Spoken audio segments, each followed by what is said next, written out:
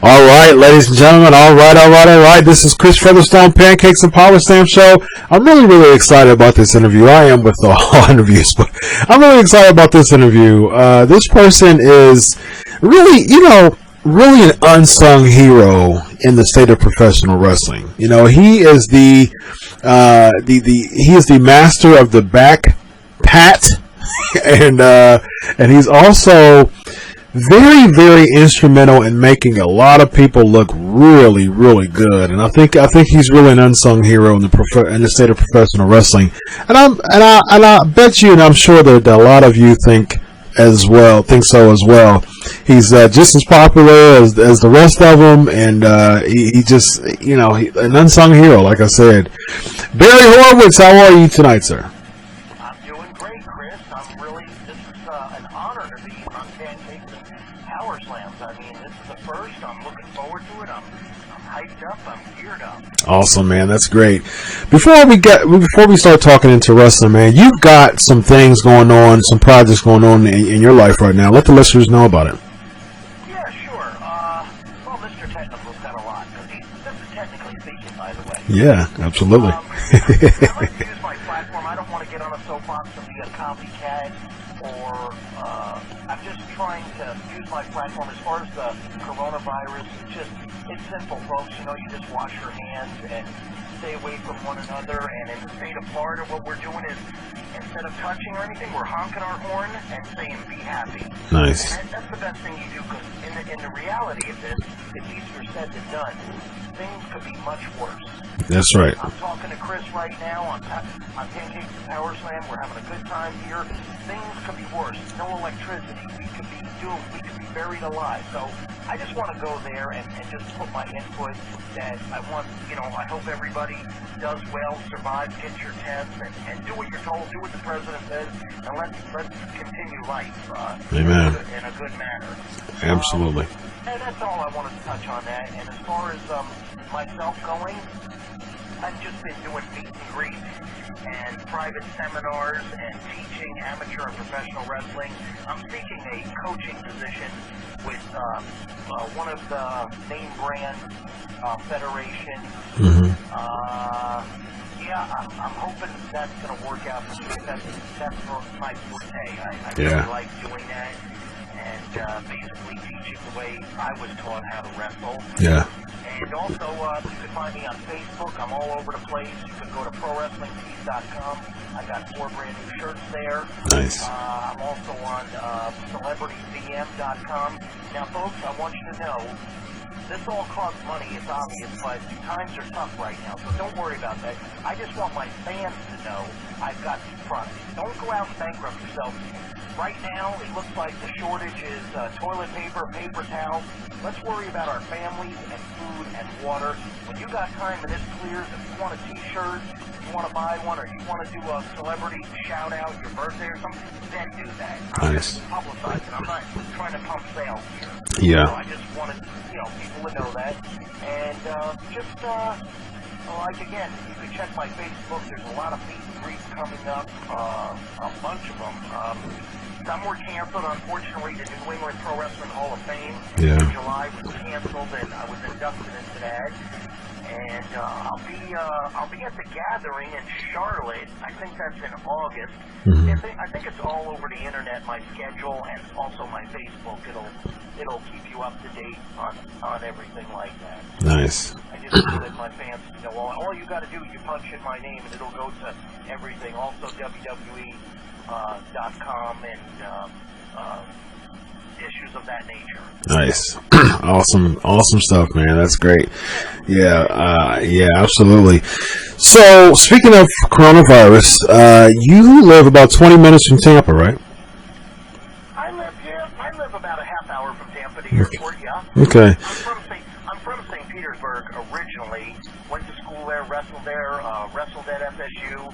Also I'm a sports nutritionist, certified nutritionist, Mm-hmm. and I just got my recertification. Congratulations. So I keep that active for personal issues and also to help people that I like to, if you will, escort people or navigate them through nutrition not just your average person, nothing against a 9-to-5 bank teller that just does push-ups where it has. I try to get into people that are intense because that's my forte. Yeah. And people that are intense want somebody like me to train them. Yep. Because I'm intense, so you hand in hand. You can't go, you're not going to take an intense trainer to tell a guy to do the jump rope and do push-ups. Yeah, yeah. Yeah, that's right. It's like wearing flip-flops with a tuck. Yeah. Barry's gonna make you jump right into the Hindu squats.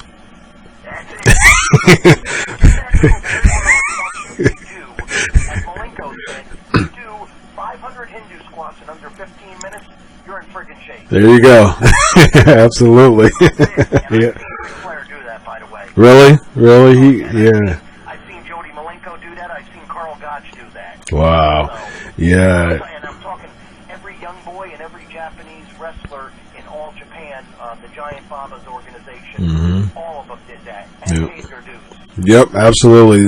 Baba was known for doing that in All Japan. Vern Gagne was known for doing that in AWA. Yeah, yep. Vern Gagne, he's a machine. Yeah, he had a Flair do it, Steamboat do it, his son Greg do it. Yeah. Yeah, that's right. Absolutely. So, since you've been so close to the big buzz going on as far as WrestleMania being canceled, and you're right in there. You're right in the thick of it as far as where the location was supposed to be. What are your thoughts on Vince canceling it? And you working with Vince, you would know just. You would have a good, gauge on just kind of his mindset in it. What do you think? Well, number one, I worked for Vince Sr. and Jr. And at the time, Vince was a multi-millionaire. Now he's a multi-billionaire. Yep.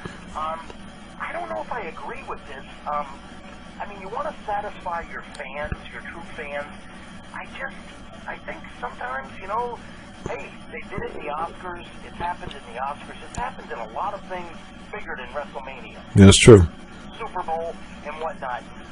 It's just my opinion. I mean, I don't know. I don't think it's the right move. I think you're going to lose a lot of money. The city of Tampa's losing billions between rental cars, food, souvenirs, WrestleMania. And I was on WrestleCon for 2 days, and that was only 45 minutes from my house. And I'm disappointed too for two reasons, really. I mean, financially, that's what I do for a living, but also my fans that were fans for me from Championship Wrestling from Florida, and also just the WWF and WCW and every other organization I work for. Their fans they're true diehard fans, and I was looking forward to all that. Yeah. It's a shame. I mean, between the last month, I've lost that, and I had a big show in Toronto, Canada that got messed up, but that's another story. Anyway, so yeah, I don't know about this idea. I don't know if it's going to pan out. I'm a wrestler. I know a little bit about promoting and booking, but nothing like the real promoters and real bookers. And I mean real promoters and real bookers. Yeah. I'm not talking about Weekend Warrior Mark promoters. Right. They're it's a big difference. Yeah. They're there. Yeah. Not where I was or other people are. Not that I'm better, but I just present it better and achieve it better with class and professionalism. There's a difference. Yeah, I agree. And as far as my take on it, just real quick, I think it's a tough thing. I agree with you, man. It really is a fine line as far as the decision is concerned. Like it's one of those things because as a journalist and as a fan, I've said this on my show, I'm not paying Vince McMahon's bills. So, what I mean? So at the end of the day, I could disagree with the decision, but I'm not supplementing any of his income, based on,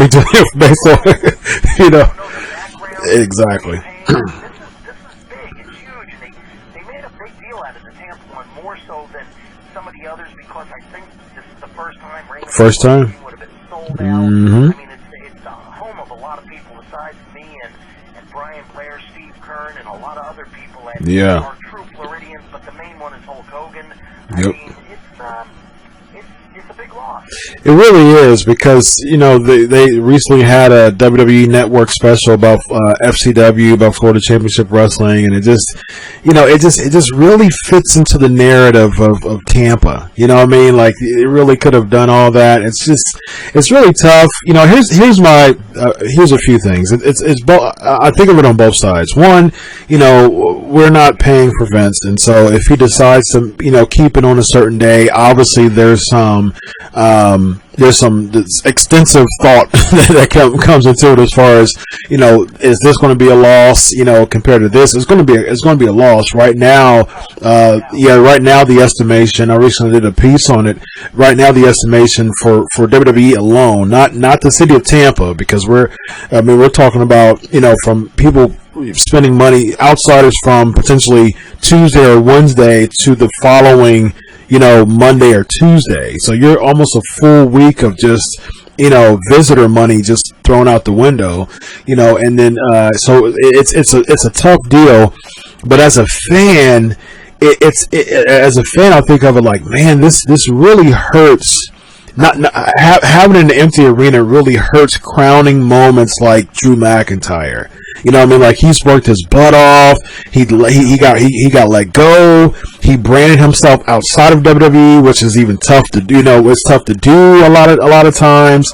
And then he rebranded himself out of WWE so much that he became an attraction. He became an asset and not a liability, in the WWE. And so Triple H scouted him, and he came back, and this was a whole different animal. And this is a crowning moment for all that he's been through, as far as just his journey from WWE and back to WWE. And his crowning moment is going to be in an empty arena. It's like, oh man, that's tough for me. There's a lot of takes on that, Chris. I totally agree with you. Mm-hmm. But here's the thing. This is how I look at it. And I look at it this way because I'm old school. I've paid my dues. You got to think it can always be worse. Mm-hmm. Why do I mean that? First of all, you're in a great position, Drew. I don't know him. I know of him. Yeah. It's going to happen, bigger and better things. Mm-hmm. Be happy you are employed with the #1 company. Yeah. Be happy you're still going to be there at empty arena, the payday, the whatnot. I mean, I know.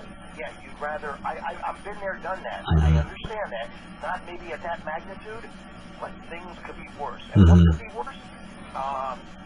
It could be canceled completely. Yeah. They bump you off the card. Yeah. They don't use you no more. Yeah. There could be, and where are you going to go? You're going to go to Japan. You're going to go to other companies. So, it's at the end of the day, the maturity level, the personality level, the years in the business level will pay off. You go, hey, I'm still in the driver's seat. Yeah. I Yeah. can even be a passenger. Mm-hmm. I'm still in the vehicle. Yeah. What if you weren't in that vehicle? Guess what? You're on the side of the road with no car. Yeah. That's true. You're walking. Yeah. And you're walking. Yep. My hope. Yourself in Alligator Alley, walking 100 miles. Right. My hope is that they do, and I appreciate that. I appreciate that. That's how I look. My hope is that they do a screwy finish WrestleMania, and they save it for like a SummerSlam or something like that, as far as him getting the title. So I yeah. will say this one thing though, doing the empty arena. Here's the thing: not too many people. I've been watching companies do the empty arenas. They're adapting well. Mm-hmm. Here's the thing: I did that before. Mm-hmm. It's like a training session. The only thing, I don't care who you are, but when you're getting the heat on your baby face as a heel, and those people are booing 50,000. Yes. How much it goes from good to great? Yes. What would you rather pick in your montage of training? I mean, in your arsenal of training, your montage, everything. You want the whole ball of wax. You don't want a 10. You want a 12. That's right. So, and then when you're that baby face and you make that comeback, Mm-hmm. that Steamboat comeback, that Jack Briscoe comeback, that Mike Graham comeback, you want that Hulk Hogan comeback, you want them on fire. That's right. It's impossible to get it. You can't get the adrenaline up to a 12. Yeah. You may hit a 10, but you can't. It's Yeah. impossible. Yeah. Amen. Yeah. They are doing well, Yeah. and it's empty, and it's good though. I mean, it's strange to the fans probably, but that's just the way it is. But if you watch a training session that's not on film, I've trained like that many a times, or if you watch UFC or boxing, it's the same thing. You're going to hear people talking in the background. You're going to watch other people watching to see, scouting you, critiquing you, or your opponent, or this or that. So that's how the fans need to take it. Yeah. But you're not going to see the signs. That it's just not. It can't be the same. No. It can't be. It can be. I agree. Yeah. And I mean, you wrestle, hundreds of days a year, and it's one of those things that when you travel, you get lag, you're tired, but having that live crowd to feed off energy, it's a whole different dynamic. It really is. And just, especially with WrestleMania, you're already there waiting in the back for hours, and so it's like, it's just like, You get to that building early. Yeah. Catering, That's right. You think about your match, you're warming up, you're stretching, you're going over your match in your head 1,000 times. I mean, literally 1,000 times I did in All Japan. I mean, it's hardcore there, and sometimes the building's 40 degrees, sometimes it's 100 degrees. You got to keep moving, you can't overmove, you can't undermove. Bob Backlund always told me this one time. You're going to be nervous. A true athlete is, you don't want to be over, you don't want to be under. You want to be right there in the middle, medium. You know how hard it is to stay medium? It's easy to be over nervous. It's easy to be under nervous, like I don't give a crap. But to stay in the middle with fortitude and tenacity and aggression, guess what? That requires an artist. Yes. Yeah. True athlete. Absolutely. Yep. And speaking of Backlund, he's probably the king of Hindu squats. He's The Hartford step test. Do you know what that is? I don't. No. Okay, it's from Hartford, Connecticut. I'm pretty sure it's from the college. I'm not positive on that. I remember I was there. They did it on TV. It was a shoot. It was in Allentown, Pennsylvania, I think. Then Senior was alive. We used to film in Allentown on Tuesday and Wednesday, Hamburg, Pennsylvania. 3-4 hours. I remember, Chris, I was there. I was very hard. I was wrestling 4 or 5 times. As the time went on and Vince Jr. took over, I only wrestled once on TV. But, they didn't have a lot of people, and you'd wrestle your tail off. And the Hartford step test is a folding chair, and you step up on it, you step off. Step on, left to right, left to right, left to right. It'll blow up your leg. He did it for a solid hour. Wow. And it wasn't cut. It wasn't edited. That was a shoot. So think about a folding chair. Wow. Put it in front of you. You step up left. Yeah. Then you step in. Then you step up right. Left, right. Non-stop for an hour. Wow. Yeah, I was a personal trainer for 10 years, and I can't imagine doing that. That is just like Superman level conditioning for sure. Oh, yeah. Yeah, still is. Still a machine. Well, the machine is Ronnie Garvin, Hands of Stone. Ooh. Another machine is Bad News Brown. He's Bronze in the judo and the Olympics. I heard he humbled Andre. Is that true? Yeah, I heard that story. Yeah. Smoke, there's fire. Yeah. That's right. Telephone, telegraph, telereference. Right. That's right. Yeah, I talked to Garvin a few years back. Nice guy, real nice guy. Yeah. He's a good man. Yeah. Yeah. T.J. Strong, we used to call him, I think he used to call him machine or dump truck. I forgot what it was. Yeah. He had a name for everybody. Yeah. Mine was Mr. Horowitz, could I talk to you? Nice. nice.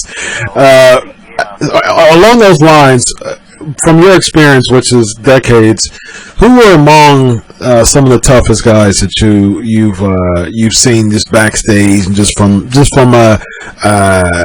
a wrestler standpoint and backstage in the locker room? Who was among the toughest? Okay, I would say off the top of my head, Bob Orton Jr. Okay. Morocco, Okay. Jimmy Snuka. Mm-hmm. Let's see. Haku. Oh yeah, yeah. Everybody knows about Haku. Yeah, yeah. Nails. Oh really? Oh really? Okay. Oh, yeah. Yeah, I know he had that incident with Vince. Yeah, he's also a Minnesota State Tough Man contest winner. Oh yeah, He's yeah. also been trained by Brad Rangan. Yeah, AWA. Yeah, Tough dude. yeah. The Steiners. I mean, I'm probably missing people, and I don't mean to, but No, that's all right. the cream of the crop for me, and I don't know about toughness. Brock Lesnar, of course. Yeah, definitely. The cream of the crop for me, and I always talk to him. I've only met him once, and the reason I use him because I don't have a problem giving another person a compliment. Some of the wrestlers in the business, they have issues with that, or don't want to put people over physically or verbally. But Kurt Angle has to be the ultimate athlete. Yeah. As far as professional wrestling. Why do I say him? Because I've never seen a person come from the amateur ranks, amateur AAU, NCAA champion, Olympic gold medalist that would have broken that. Okay, that's unheard of, number one. Going to the Olympics, doing that, and then adapting to the pro style So quickly. in a year. Yeah. His promos, his looks, Yep. his work are flawless. Yeah. I've never seen anybody adapt that quick with that kind of resume. Yes, absolutely. He's a true professional. Nice. I met him once, and it was only a few months ago, and it was quick. His back was hurting. We were at a meet and greet in, I think it was called House of Glory in Brooklyn, New York. And, you know, when you're there, you don't have time to fraternize and tell war stories. You're there for the fans. So, and then when you're time to leave, you're either catching a plane or getting dinner. So sometimes you have you're fortunate enough to have dinner with somebody or catch up, because it could take forever. Some of the people I haven't seen in 20 years. But, yeah, I got to give props, a lot of props to Kurt Angle. Yeah. That goes. And I'm sure he's tough. I mean, come on. Yeah, absolutely. Yeah, he's a tough one. Real deal. Yep, absolutely. Is there any tough man backstage stories that you can that you remember from your many years in the business that you witnessed backstage yourself? I'm sure I've witnessed. I'm trying to think. There's some I don't want to mention. Sure. It'll be maybe in my book next year. Nice. Nice. Well, give us a teaser. I said, give us a teaser. Yeah, I'm trying to think of. Let's see. I forgot about Matt Bourne and Bud Sawyer, another tough competitors. Mad Dog. Yeah. So WWE, WWF times. Do you remember anything backstage? I remember one. Okay. I remember one. It actually went down in Fort Wayne, Indiana, on TV. Something was going on. I don't know the whole story because I mind my own business too. It was something going on with one of the Rougeos and Dynamite Kid. Okay. Yeah. Some kind of animosity there. And I don't know if he was bullying him. I don't know the whole story. Kurt Hennig may have been in on that too because he's a prankster. Another true athlete too. I love Kurt Hennig. Gone too soon. It's a shame. Yeah. One of the, definitely in the top 100 in the business. Workers, a whole total package. Oh yeah, definitely. Maybe in the top 50. But I don't know what was going on, but I'm walking, catering or walking back from somebody. On the right of me is Dynamite Kid talking to Pat Patterson. They're walking, discussing something. All of a sudden, Jacques Rougeau punches him right in the mouth. I mean, blood went all over the place. I don't know this for a fact. Hearsay that he had a roll recorder. Yeah, I've heard that too. Yeah. Okay. Yep. Now, Dynamite didn't know what hit him. He was adamant. I mean, it was basically a sucker punch. And then Rougeau wanted to continue, and then, if I'm not mistaken, Raymond wanted to get involved, and Ben put his hand in front of him and said, no, man, he's going nowhere. That would have been a mistake. Yeah. That'd have been bad news. Don't quote me on all this. I was there. It wrapped up quick. It was, I think, the next day we were going overseas. Mm-hmm. And I'm pretty sure it was Demolition against Dynamite. Boy, I don't know if we got left off the tour. Wasn't the tour the cruise shows got left off? I don't remember. Yeah. Somebody got left off. Yeah. I don't think everybody went. Yeah. It was just, that was one of the stories. Yeah, sure, yeah. To be continued in your book. I like it. I like it. Yeah, nice. So let's spend the last few minutes. I want to. Okay, so I'm gonna come in from a standpoint of me remembering Barry Horowitz as a kid. Okay, and I remember. You being the I'm sure you heard the ultimate jobber or whatever, but here personally, here was the thing. I remember was it SummerSlam '95 when you beat Candido? Yeah, that was at Pittsburgh Civic Arena '95. Yeah. So I marked out when when you won because I was a big fan of the babyfaces. I loved the underdogs, and so you played a heel role well too as far as patting your back and stuff like that. But when you had that babyface run, I was happy that you won the match and you started winning. I remember watching Global, and you were actually a notable top star in Global more than WWE. So. Yeah, absolutely. So I think for me it was like, okay, finally he's getting his moment in Global, So he's getting his due in Global. Kind of take me back in your mind during that time as far as how your mindset was, because I'd imagine you were pro about it and say, okay, I know my role. I want to, I'm here to make other people look good. But when you worked with Global, was it Pedicino that you worked for at the time? With Global? Yeah. Mm-hmm. Mm-hmm. Let's just start from the word jobber, which I just have. It's like a dirty word. Sure. It's wrestling verbiage. It's old. Mm-hmm. I prefer it. Enhancement talent, yeah. Hulk Hogan, Ric Flair, enhancement. Mm-hmm. Here's the thing. Think about what I'm about to say. There's always got to be a winner and a loser. Mm-hmm.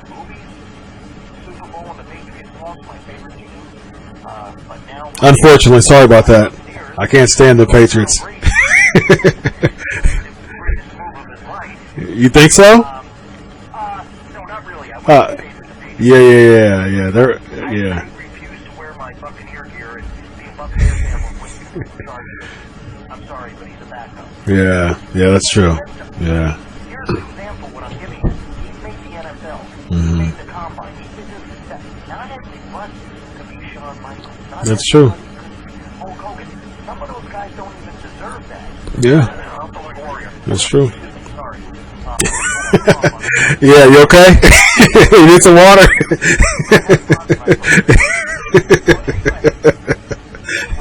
What I'm getting at, I'm going to quote my name is Tim Horner. Star makers. Mm-hmm. I like it. So you gotta I like it.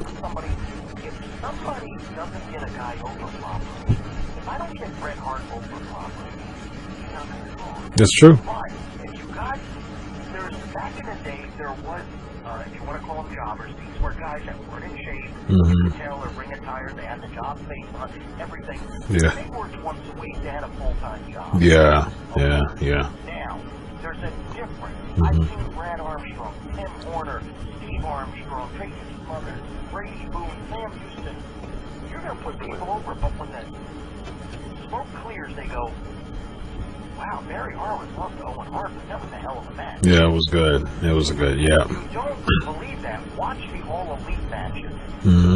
All Elite Wrestling, and that's what they do.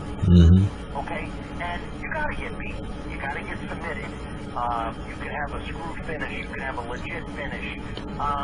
People know, especially the smart marks, and people in the wrestling business, I think, some of them don't know because they don't respect me, and I don't have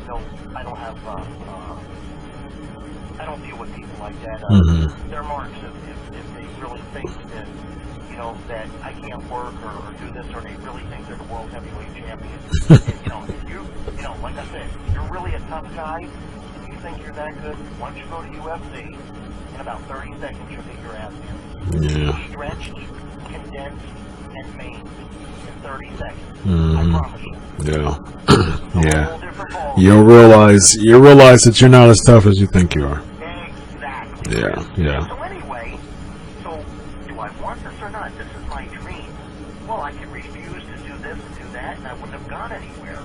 But at least I didn't know anybody. I'm nobody's son. I'm not related to wrestling as far as through my father, my brother. I made my own gimmick, my pat on the back, all of that. When you think of my name, or if you look it up on the internet, and I put myself over, people know who I am. If they don't know who I am, Chris, they don't watch wrestling. Yeah. Yeah. Okay, or they're a millennial and they really just don't know. Yeah. Plus, I still stay in shape. I don't look my age. By the way, my birthday's today. Just thought I'd tell you that. Oh yeah. I saw that on Facebook. Happy birthday. I didn't thank you. I don't know that I didn't keep up with that today.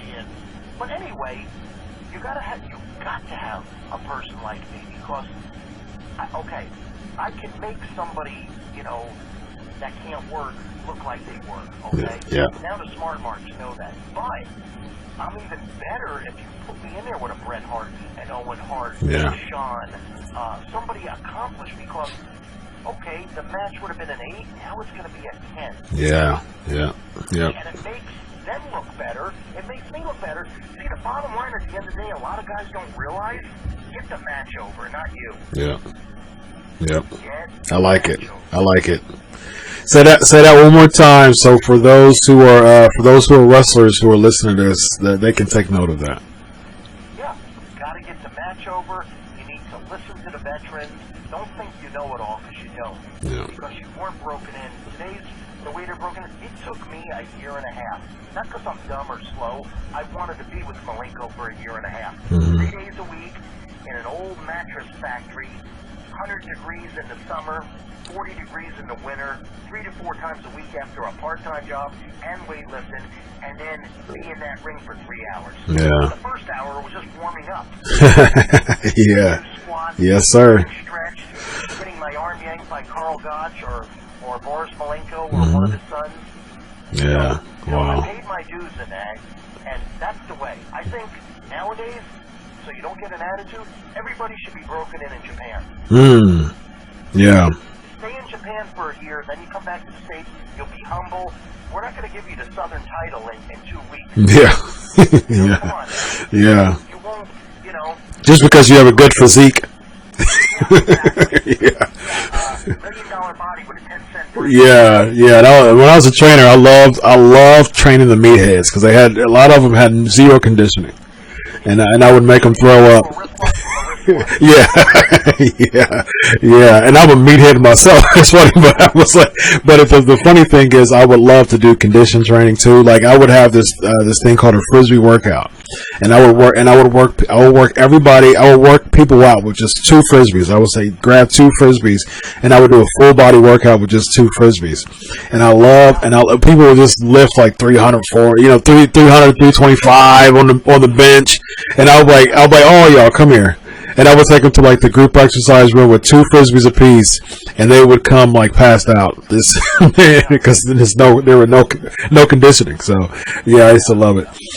Yeah. All right, I got a few lightning round questions for you before we head out. I got some questions from the viewers. From the listeners, and you can just answer each, within 15-20 seconds apiece.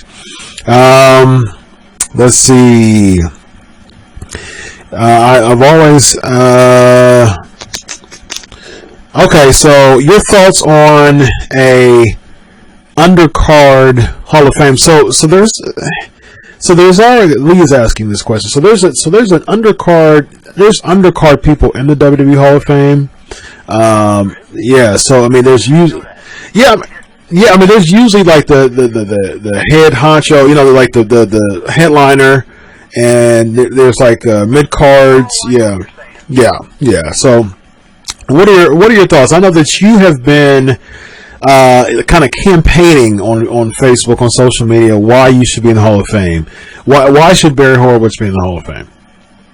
The WWE Hall of Fame. Actually, I didn't start that. Fans started it. Yeah.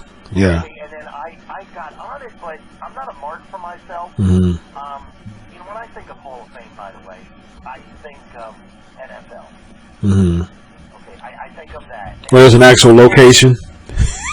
Where's an actual location? Yeah, Hall of Fame.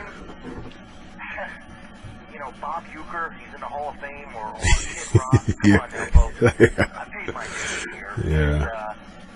And, I mean, that's a good point. I was up for a Slam Award Shocker of the Year. Mm-hmm. I mean, that's my one of my claim to fame, something like that. But I think I should be in the Hall of Fame because I worked for Vince Sr. and Jr. Mm-hmm. and I was loyal. Mm-hmm. And people know me more than your average guy. Mm-hmm. As far as my conditioning, my look, my promos, what have you, my work ethic. Yeah. Yeah, it's a shame. If you don't want to do that, fine. I mean, Rick Martel's not in there either as Demolition, and that's true. Others that really should be. Yeah. I agree. So that's my thoughts on that. That doesn't define my career. Because, Right. Heck, if you look at other genres, country music, if you look at Hollywood, there's guys that deserve an Oscar. There's guys that deserve a country music award. A lot of it's politics too. Oh, for sure. Yeah, absolutely. 100%. Yeah. To your point, there's actually a celebrity Hall of Fame in the WWE. So that proves your point. Yeah. All right. So, that was Lee and Jesse was asking the questions about the Hall of Fame. Okay, let's do one more question. Almost asking, which wrestler do you like to? Which wrestler did you like to work with, and why? Oh, hands down, and you know why? Kurt Angle. Yeah, definitely. I would like to do my typical chain wrestling, high spot, submission, go for the pin. I mean, total wrestling match. I'd like to go about 20 to 30 minutes with Kurt Angle. Nice. Which wrestler did you like to work with? What's that? Which wrestler did you like to work with when you back in the day? Well, a host of them. I'm going to just throw Owen Hart out there, Brady Boone, Sam Houston, Tracy Smothers, Scott Armstrong, Steve Armstrong, Brad Armstrong. I never got to work Brian or the Bullet. Also, there's Reno Riggins, Ben Jordan. There's so many people. Another guy I'd like to wrestle too is Jay Lethal. Oh yeah, he's actually my favorite wrestler right now. He has been for the past few years. Yeah. It seems like I don't know him. Good. I saw him have a hell of a match on TNA with Kurt Angle. Yeah. Oh yeah. He's yeah. Yep. There's like I said, Bret Hart. Big man wrestlers. I liked working with Kevin Nash. There was a lot of them. Yeah. I could go. See, that's another thing. I was very versatile. I could go in there on Monday night in Madison Square Garden and work with Owen Hart for 15 minutes, have a wrestling match, work his leg, work his arm, work his back. Yeah. The next night, I'm working with Sid Vicious. Yeah. It's going to be a totally. People can separate that. Yeah. And I have a plethora of holds. I'm not, you can't work my back tonight. You can't do that suplex. I'll go, okay, we'll do something else. Yeah. You know how many guys are limited in this business? Oh, that's quite a bit. Yeah. Clothesline, punch, kick, headbutt, repeat. Yeah. Right. Yeah. Absolutely. That's true. I don't like getting disrespected. Absolutely. It's not my feelings are hurt. I'm not putting it over, but I get disrespected. I think it's because I'm straight edge, and people didn't like that. Or, you know what? At this point of my life, my age, Chris, I don't care what they like or what they don't pay my bills. That's true. That's true. Absolutely. And they can possibly have a say if they start paying your bills. So, maybe. All right. Go ahead. Chris, think about it. There Technical, Barry Horowitz wrestles great. That's right. I love it. Absolutely. Absolutely. We got to get you back on, man. This. This flew by. You did. This was a bag of chips. We only ate about 2. Yes. That's right. That's right. Yeah, it's been 40 minutes, man. It doesn't seem like it's been that long. Yeah, that's crazy. Yeah, that goes to show how much I enjoyed it. Yeah, it didn't seem like it's been that long. Yeah, awesome. Well, Barry, plug yourself again, man. Yeah, we gotta chat. We gotta get you back on the show quick, man, because there's so much. Like, yeah, I think that was a good analogy, man. There's so much more I want to get into, so we'll make it happen. So, a lot of people don't know a lot about me because, when I was in the wrestling business, my thing was when I packed my bags and got on a plane, I'm into mode. Mm-hmm. I'm into shoot mode. Like, I treat it your job. I'm not out to go to the movies, do this, do that. You get there, hit the rent-a-car, hit the hotel, get a gym, eat properly. You're done with your match, no bars, no 4 in the morning. Mm-hmm. I need my 8 hours sleep. I got to catch a plane or I got to work with Owen Hart for a half hour. That's right. In Boston Gardens or something. I took it. You got to treat it that way, and it worked for me. Yeah, longevity. Yeah. I had injuries, but I believe, once again, you don't have to over-analyze it, but don't go eat a hot dog 5 minutes before your match and go, I'm going 10 minutes with this guy. Right. That's just poor. I don't like that, and, it's not a sign of a true athlete, because there's some guys in the business are not true athletes. Mm-hmm. They just want to be a wrestler. Yeah, and they didn't pay their dues. And like Garth Brooks says in his song, The Dance, I could have missed this, I could have missed that, but I wouldn't have missed the dance for anything. Nice. Love it. Going up the stairs and paying your dues, and then you get to go to the dance. Mm-hmm. But if you climb the steps and they just put you at the top and you go into the dance the next day, you didn't pay nothing. You don't appreciate nothing. Yeah. And you won't be a better athlete. Yeah. You won't be defined. You'll be ridiculed. There's no growth. There's no growth. Mm-hmm. There's none. Yeah. You got to pay your dues. You got to climb the steps before you can go to the dance. That's right. And the other song is by Miley Cyrus. Is the Climb. Same thing, Chris. Mm-hmm. The Climb. It's a representation of similar to the dance. Mm-hmm. Basically, the bottom line at the end of the day is you got to pay your dues. Yep. Absolutely. Pot of gold. Absolutely. Man, it's a lot to chew on, man. It's a lot of good stuff to chew on. Absolutely. So, man, I'm looking forward to part 2 already. So, absolutely.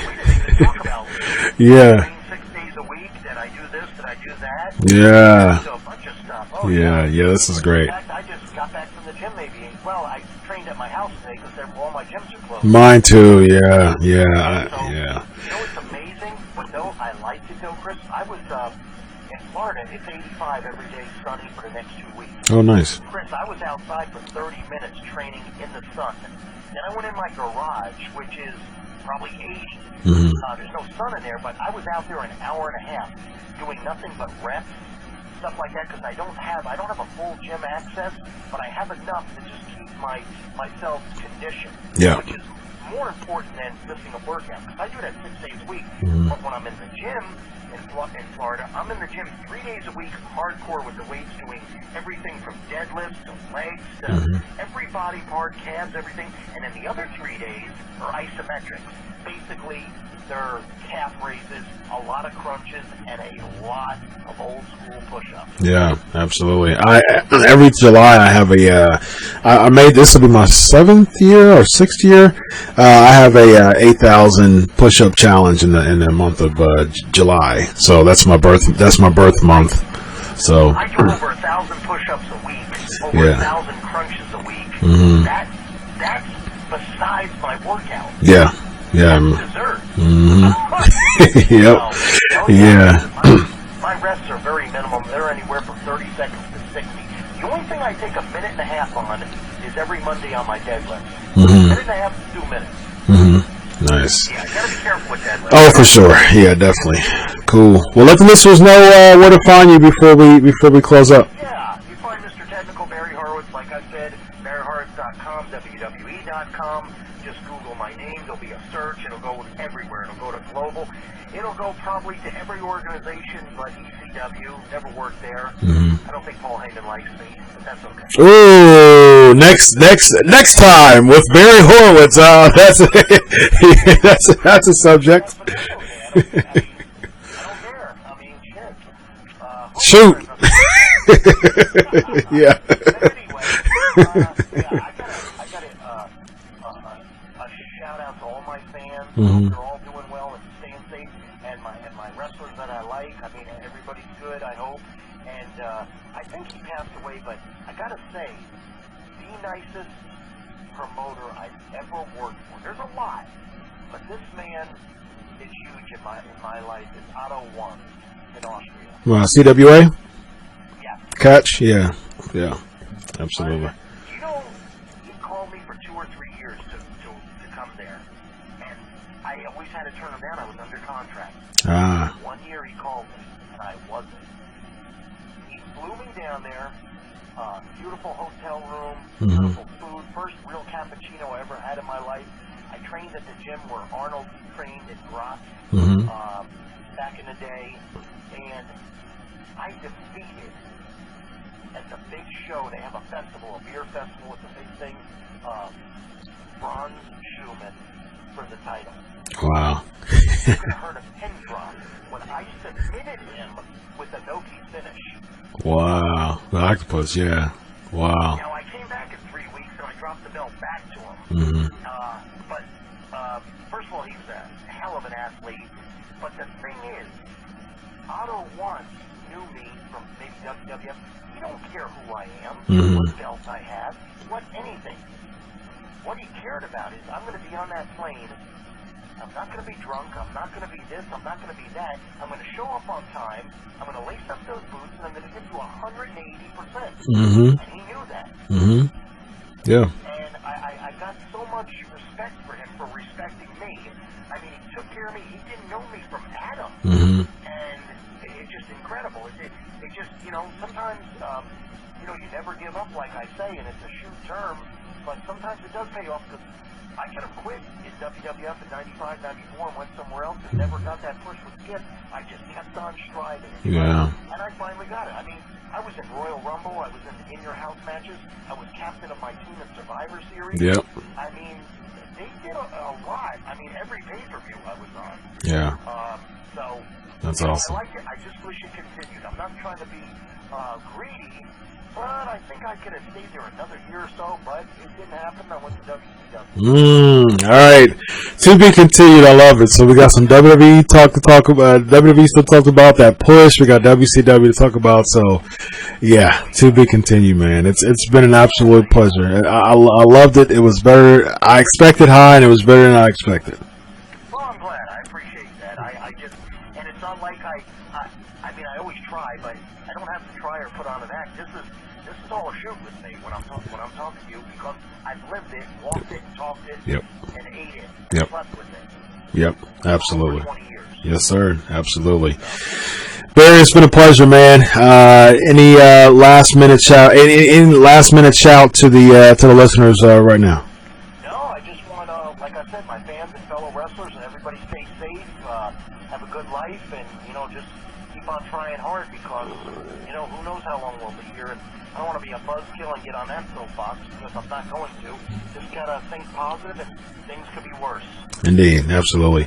Thanks so much, Barry. Have a good night. Thank you. You too, Chris. Thanks. Really, the pancakes were good. The power slams were a bit stiff. That's how we do it. That's right. Thanks a lot, man. Bye-bye. Bye-bye.